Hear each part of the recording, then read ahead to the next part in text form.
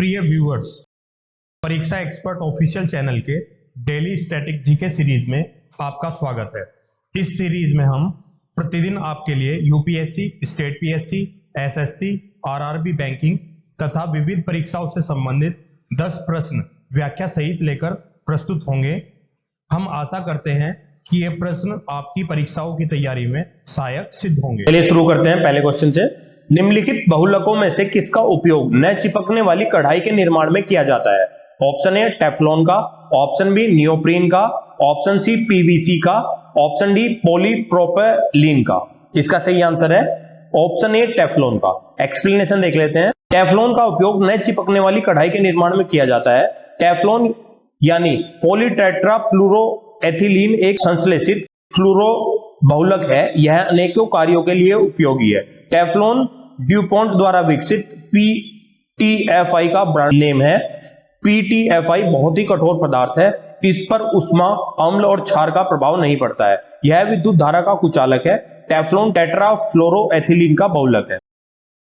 Next question देख लेते हैं। लंबे समय तक कठोर शारीरिक कार्य करने के पश्चात मांसपेशियों में थकान अनुभव होने का कारण होता है। ऑप्शन ए ऑक्सीजन की आपूर्ति में कमी, ऑप्शन बी पेशी तंतुओं की थोड़ी बहुत टूट फूट, ऑप्शन सी बेंजोइक एसिड का संचय, ऑप्शन डी लैक्टिक एसिड का संचय। इसका सही आंसर है ऑप्शन डी लैक्टिक एसिड का संचय।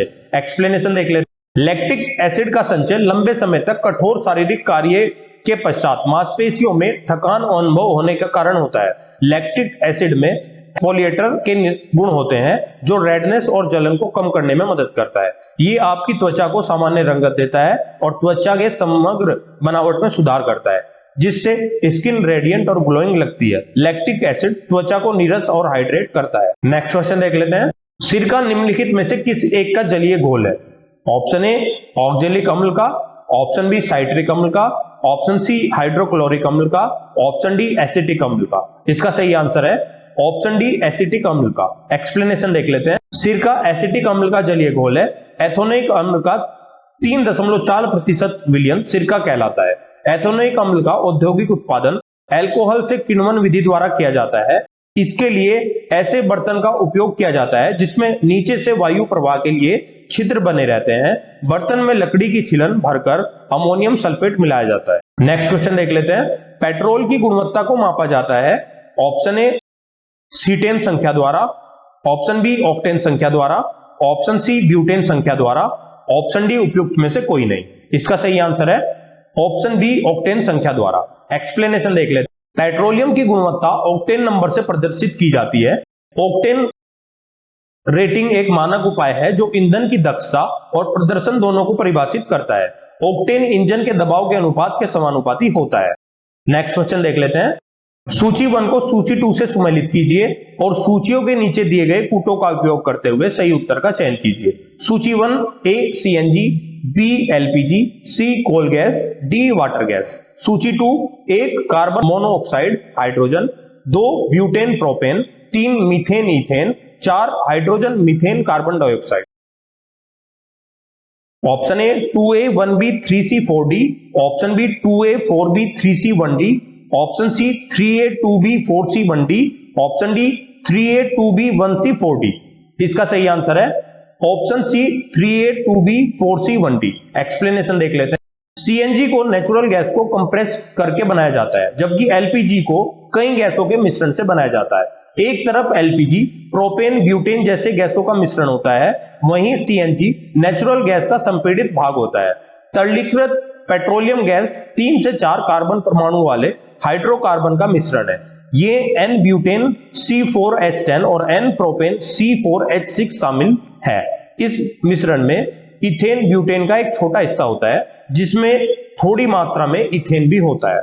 कोयला गैस का गैसीय मिश्रण मुख्य रूप से हाइड्रोजन, मीथेन और कार्बन मोनोऑक्साइड से बनता है। बिटुमिनस कोयले के विनाशकारी आसवन द्वारा निर्मित और ईंधन के रूप में उपयोग किया जाता है। मोटे तौर पर जल गैस एक कृत्रिम गैस है। इसमें कार्बन मोनोऑक्साइड और हाइड्रोजन मिश्रित होती है। कोयला गैस के साथ मिलकर जल गैस ईंधन में काम आती है। नेक्स्ट क्वेश्चन देख लेते हैं।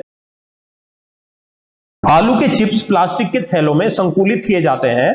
ऑप्शन ए नाइट्रोजन वातावरण में, ऑप्शन बी हाइड्रोजन वातावरण में, ऑप्शन सी ऑक्सीजन वातावरण में, ऑप्शन डी आयोडीन वातावरण में। इसका सही आंसर है ऑप्शन ए नाइट्रोजन वातावरण में। एक्सप्लेनेशन देख लेते हैं। चिप्स प्लास्टिक के थैलों में पैक किए जाते हैं जिनमें पैकिंग के समय नाइट्रोजन गैस भरी होती है जिससे वे अधिक समय तक चल सकें और चूर होने से उसका बचाव किया जा सके। नेक्स्ट क्वेश्चन देख लेते हैं। निम्नलिखित में से कौन सी गैस रक्त के हीमोग्लोबिन के साथ क्रिया करके कार्बोक्सी हीमोग्लोबिन बना लेती है जिससे रक्त गाढ़ा हो जाता है? Option A carbon dioxide, option B शुद्ध nitrogen gas, option C carbon monoxide, option D carbon dioxide और हीलियम का मिश्रण। इसका सही आंसर है option C carbon monoxide. Explanation देख लेते हैं। कार्बन मोनोऑक्साइड को एक विषैली गैस के रूप में जाना जाता है। यह गैस जब हमारे शरीर में पहुंचती है तो रक्त के हेमोग्लोबिन से रासायनिक संयोग कर कार्बोक्सी हीमोग्लोबिन नामक संकुल बनाती है। यह संकुल लाल रक्त कणिकाओं की ऑक्सीजन वहन करने की क्षमता को बाधित करता है। नेक्स्ट क्वेश्चन देख लेते हैं। लौंग के तेल का निम्नलिखित में से कौन सा एक प्रमुख घटक है? Option A menthol, option B eugenol, option C methanol, option D benzaldehyde. इसका सही आंसर है ऑप्शन बी यूजेनॉल। एक्सप्लेनेशन देख लेते हैं। लौंग के तेल का यूजेनॉल एक प्रमुख घटक है। लौंग हानिकारक बैक्टीरिया को मारती है, कृमिनाशक, एंटीफंगल, पेनकिलर होती है। लौंग शरीर में फैले हुए जख्मों को भरने में मददगार होती है। साथ ही जिन्हें पेट फूलने जैसी दिक्कतें होती हैं उनके लिए खास फायदेमंद होती है। नेक्स्ट क्वेश्चन देख लेते हैं। निम्नलिखित में से कौन सा सही सुमेलित नहीं है? ऑप्शन ए एथियोलॉजी मत्स्य की संरचना, कार्यकी इत्यादि का अध्ययन, ऑप्शन बी एंटोमोलॉजी कीटों का वैज्ञानिक अध्ययन, ऑप्शन सी एथोनोलॉजी विभिन्न संस्कृतियों के वैज्ञानिक विवरणों का तुलनात्मक अध्ययन, ऑप्शन डी एथोलॉजी परजीवी जीवों का अध्ययन। इसका सही आंसर है ऑप्शन डी एथोलॉजी परजीवी जीवों का अध्ययन। एक्सप्लेनेशन देख लेते हैं। एथोलॉजी इस शाखा के अंतर्गत प्राणियों के आचार तथा व्यवहार का अध्ययन होता है। हेल्मिथोनोलॉजी शाखा के अंतर्गत परजीवी कर्मियों का अध्ययन किया जाता है। नेक्स्ट क्वेश्चन देख लेते हैं। सूची 1 को सूची 2 से सुमेलित कीजिए और नीचे दिए गए कूट का प्रयोग कर सही उत्तर का चयन कीजिए।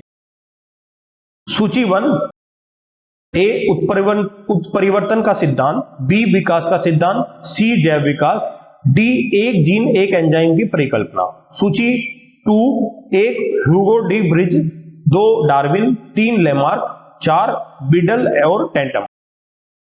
Option A 3A 4B 1C 2D, option B 4A 3B 1C 2D, option C 4A 3B 2C 1D, option D 1A 2B 3C 4D। इसका सही आंसर है option D 1A 2B 3C 4D। Explanation देख लेते हैं। उत्परिवर्तनवाद प्राकृतिक चयन द्वारा विकास के कई विकल्पों में से एक है जो चार्ल्स डार्विन की 1859 की पुस्तक on the origin of species के प्रकाशन से पहले और बाद में भी मौजूद है। सिद्धांतिक रूप से उत्परिवर्तन नवीनता का स्रोत था। नए रूपों और नई प्रजातियों का निर्माण, संभावित रूप से तुरंत और अचानक छलांग। क्रमिक विकास सिद्धांत के प्रणेता डार्विन का जन्म 12 फरवरी 1809 को इंग्लैंड में हुआ था। डार्विनवाद जैव विकास का उनका सिद्धांत प्राकृतिक चुनाव द्वारा प्राणियों का विकास या डार्विनवाद कहलाता है। उनका यह सिद्धांत उनके प्रसिद्ध समुद्री यात्राओं के दौरान किए गए रोचक अवलोकनों पर आधारित है। प्रिय व्यूअर्स, हम आशा करते हैं कि ये वीडियो आपको अच्छी लगी होगी। कृपया अपने फीडबैक एवं सजेशंस कमेंट बॉक्स में दें। हम आपके सजेशंस के अनुसार वीडियो को और बेहतर बनाने का प्रयास करेंगे। इस वीडियो की PDF प्राप्त करने के लिए आप हमारे टेलीग्राम चैनल से जुड़ सकते हैं जिसका लिंक वीडियो के डिस्क्रिप्शन में दिया गया है।